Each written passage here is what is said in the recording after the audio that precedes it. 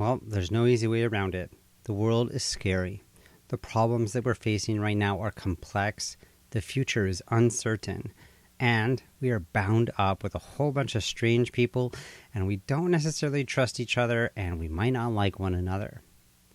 What's more, our brains are hardwired to want simplicity and familiarity, and our leaders and the corporations selling us things and the media are all super incentivized to take advantage of all of these ways that we think. And they want to give us simple answers to complex problems, and they benefit from stoking fear of others so that they can win votes and gain our attention. But, as I covered in the last video, we can choose to act against our biology. We can choose to embrace our interdependence. We can overcome, or better said, we can upgrade our tribalist predispositions, and we can choose to embrace our whole country as a team, or even all of humanity, or actually our whole planetary biosphere. And in fact, we have in a certain way already made that choice. E pluribus unum is the motto of the United States, and it means out of many, one. Whatever way we think about it, it is up to us, each of us, all of us, you and me and everyone, to make the choice to be united as an interdependent team over and over and over again. So what do we do about the mind-boggling complexity and the uncertainty that we face? How can we let go of certainty? And how can we actively live our lives in a world that is ambiguous? What do we do if there aren't any fixed truths? How do we live in a world where there are not simple solutions? I just want to acknowledge that this is not easy. It's not easy to embrace the complexity and nuance and ambiguity of the world around us. It's risky. It's risky to open up to the possibility that you don't have all the right answers and that maybe there might not actually be perfect right answers. It also means that we have to open up to the possibility that we have to change the way we see the world. And that is scary, especially when the way that we see the world is hard-earned. Our belief systems and worldviews that help us understand the world came through a lot of experience, and it's not easy to let those go. So how do we deal with this? For that, I want to turn to the 20th century author and existentialist philosopher and the mother of modern feminism, Simone de Beauvoir. She wrote a book called The Ethics of Ambiguity. And this book was a response to the existential philosophy of John Paul Sartre. Sartre said in Being and Nothingness that man is condemned to be free because once thrown into the world, he is responsible for everything that he does. He made the point that once we become self-aware, and eventually all of us do, we have to make choices. And choices are actually things that define our essence. They're what give life meaning. But there aren't any fixed designs. And there's not any way that we're supposed to be because life is ambiguous. And so we have to make the choice of our actions, and they define what we want to be in any circumstances that we're facing. And that responsibility is carried by all of us. So I want to talk about this idea of ambiguity first. So especially in this existentialist sense, ambiguity arises from a paradox or an interdependent polarity, if you're following the thread here, and specifically between what they call facticity and transcendence. Basically, between what is actually real and what is possible. We all are an object in this world, and also we are a subject. We are all bound by the physical limits and social barriers and other people with power controlling our lives. And we also are all free to choose how we think, how we act, and we're all free to dream, and we all are free to act in ways that impact one another. We're stuck in between freedom and powerlessness. We can have amazing goals and dreams, and we also all know that we're going to die. There's this tension between the insignificance and the importance that each of us have as a sovereign human being. And there's the realization that everyone's significant. And in a certain way, we're not that significant. We're all just a tiny speck on a tiny planet in a giant universe. Also, when we become self-aware, we can realize that there are multitudes of values and cultures and beliefs and perspectives. And eventually, we might come to the realization that there is no one right way to do anything. In a certain way, life has no fixed meaning.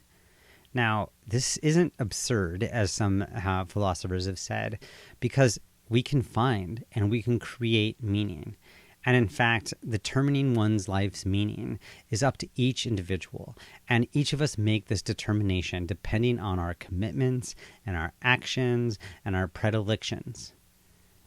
So the hardest part, though, that comes with this idea of being condemned to freedom is that each of us need to take responsibility for how we respond to this situation. And each of us have the capacity to choose how we act. And even if we are undertaking those actions in a world that we haven't chosen for ourselves. This reminds me of that favorite quote of mine: if you can't admit or realize that you are part of the problem, then you can't actually engage in being part of the solution. You need to realize that you are free to act the way you want, and that also means that's your gateway to being able to build the world that you want. And there's a lot of responsibility, and it's hard. And so here comes Simone de Beauvoir to step in and orient us with some ethical guidelines on how to do this. Basically, she came up with what I'm calling like a hierarchy of freedom. And these are different ways that each of us are trying to avoid the ambiguity and avoid the responsibility of being condemned to freedom or living in a complex world or facing wicked problems. And in this hierarchy that goes from like the least free to the most free, there's a way that freedom is a huge part of Simone de Beauvoir's ethics. Freedom is about the ability to act ethically and the freedom to pursue our own freedom. It becomes the basic justification of our actions, but it's also the goal of human actions. And we have freedom even under oppression, because freedom is how we choose to act and move forward in any particular moment of action. And we also are all free to determine our values, and each choice that we make in our life defines what we become in our future. So let's talk about this hierarchy of freedom from the least free to the most free as we try to embrace this reality that is so scary and try not to hide from it too much. So she starts off by talking about the child. All of us were children at some point, and as a child, our choices don't necessarily have real consequences. Also, we don't necessarily choose our values or our understanding of the world. Children have to look to adults, and the adults decide what is good and evil. And as a child, we take this really seriously. We imagine these values and belief systems and so forth to be real and definite things. We don't realize as a child that these were just created by someone. But as we grow up, we step into self-awareness. Now, when we step into self-awareness, the lowest form of response to this, Simone de Beauvoir says, is what she calls the sub-man. By the way, there's a lot of man here, and I'm just going to give her a break because she's like the mother of feminism. Anyways, the sub-man. And the sub-man is someone who rejects their freedom and tries to hide from the world. They deny that they're free because they're afraid of the consequences and the responsibility that comes with action. They can ignore the ambiguity of life by striving to not participate. Of course, they don't realize that they don't really have a choice to not participate, but nonetheless, they just try not to do anything because they don't want to be responsible for their actions. The next level up in this hierarchy is what she calls the serious man. The serious man, like the sub-man, denies their own freedom. They try to ignore the freedom that they have on how to live and what values to pursue. And they do that by taking comfort in letting some external value system dominate their way of thinking. The serious man dedicates his life and energies to some cause or some structure or some idol that he considers to be absolutely good or that can provide some sort of ultimate truth. And to this serious man is willing to sacrifice just about anything. And here's the thing. That's the vast majority of the people that you know. That's the vast majority of all of us. We've all been there in a certain way. Now, these belief systems that we can dedicate ourselves to, they can range from different kinds of religions, or it could be perhaps a political party, or perhaps it could be some sort of movement that we're involved in. And it makes me think of the work of Peter Lindbergh and Connor Barnes' Memetic Tribes, and they have a whole list of all the different value systems and like who are their leaders and like where do they meet and what is sacred to them, and it's ranging everything from Black Lives Matter to QAnon and everything in between. And there's a certain way that someone can even have science or utilitarianism to be like the guiding value that they follow. But nonetheless, it's basically, I don't need to come up with my own value system. I don't have to make my own choices because I'm just going to do whatever someone else tells me to do. Coming up in this hierarchy of freedom, we step into the next phase, and this is when we start to recognize that there is ambiguity and that this also means that we are free. Now, the first layer here is the nihilist. The nihilist correctly assesses that maybe there isn't an absolute meaning. There might not be any universal truths, and that nothing is valuable for everyone, but they also are stuck in the idea that that must mean that nothing matters at all. They don't see the truth that freedom is an end in and of itself. This nihilism is a risk that anyone faces when they break away from the serious man mode of thinking. When you let go of having an external value system that's telling you everything to do, or you realize that that value system might not have all the answers, it's easy to get lost. And the fact that if there aren't any clear answers, maybe there aren't any answers. And this is why facing ambiguity is so scary, because it's facing the uncertainty and this fear of living in a world where there isn't anything that's certain or for sure is what keeps us clinging on to value systems. But that's not the end here. Another way of responding once someone realizes that they're free is to actually just take advantage of the situation. This is what Simone de Beauvoir calls the adventurer. And the adventurer uses their freedom to pursue their own personal pleasure. They get to create their own values, and they can just move through life having as much fun as they want, and they're free to do what they want. The challenge of this, why it's not at the top of the hierarchy, is that it's kind of selfish. The adventurer is right about realizing that they're free, but they're directing it wrongly, as Simone de Beauvoir thinks, because they don't understand their mutual interdependence, and they don't realize that their own freedom is bound up with everyone else's. So by focusing on their own self, kind of just might have a lot of impacts on other people that they aren't paying attention to because they don't really care. The next level, and this is almost at the top of the hierarchy here, is what Simone calls the passionate man. Now, the passionate man is someone who's dedicated to a passion project. They leverage their own freedom to accomplish some kind of greatness. They actually do realize that the actions in this life are going to echo out into the future and out through society, but they also are giving up their freedom. They're dedicating that freedom to a passion project, which is a certain way commendable, but they're also forgetting that this ambiguity is a permanent state of affairs. And they might not realize that it's like impossible to ever fulfill their desires, but they're going to pursue something that's really great and it's really amazing. But they haven't quite gotten to the top, because at the top of this hierarchy is genuine freedom. And genuine freedom comes from the desire for one's own freedom, but also for the freedom of everyone. In this world, the passion is converted into genuine freedom if one realizes that their existence is bound up with everyone else's existence. They realize that the meaning is disclosed through relationships, and so their passion can be directed towards the service of the whole. And this makes a lot of sense, since the whole theme of this whole series is about complexity. The recognition of relationships and not just oneself is what makes it such a powerful way to be in the world.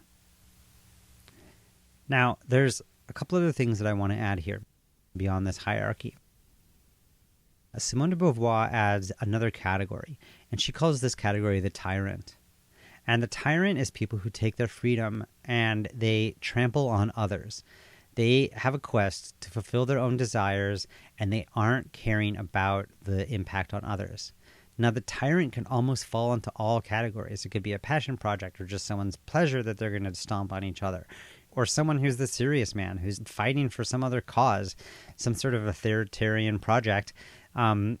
If they don't realize that they're bound up with others, there's always the risk of using one's own freedom to basically oppress others, because the followers and their victims are just objects. And the tyrant doesn't recognize that others have their own freedom and their own desires and their own rights. I also just want to share, there's like a parallel to this that I find to be interesting, that I think of and related to the United States. Now, and I think about the United States. At one point, we were a child. We were colonies, subjects of the royalty in England. And then we reached some kind of self-awareness. And we became, in a certain way, the serious man or the serious country or something. And that led us to fight for a cause. And we fought for liberation, and we fought for democracy and rational thinking. And we threw off the monarchy. Now, this approach was also rooted in values of Christianity, Protestantism, the Enlightenment, and other European values.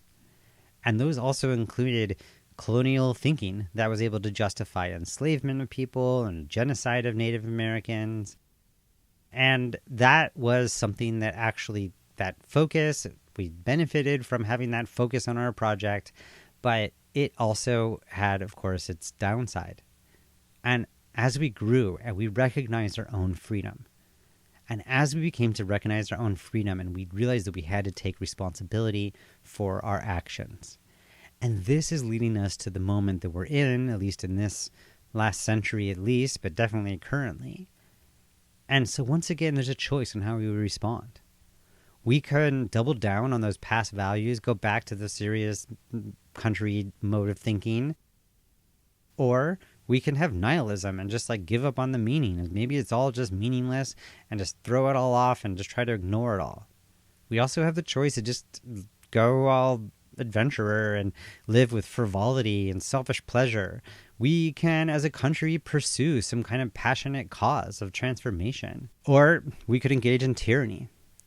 Or we have the choice to embrace our interdependence. We, as a country, can embrace the fact that our freedom as a country is actually bound up with the freedom of all of humanity. So, in closing, I just want to say this.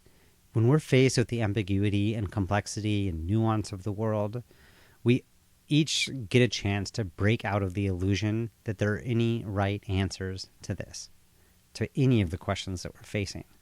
But that also means that we have to realize that we're responsible for what we do next. We have the choice. We can collapse into nihilism and pretend that there's no meaning. We can skip off into the sunset with our found freedom and ignore the impacts of our actions on other people.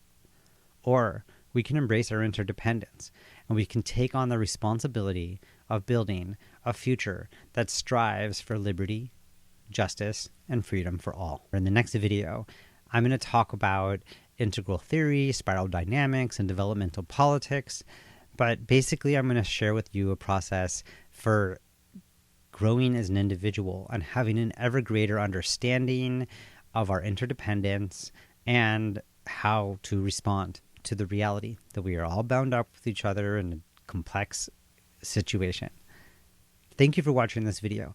If you're interested in having a written version of this, you can find it on Substack, and that's at omniwin.substack.com. And if you're interested in this video, this is part of a long series that's been going on since May, so I encourage you to check out the rest of the videos. And thank you very much. Have a good day.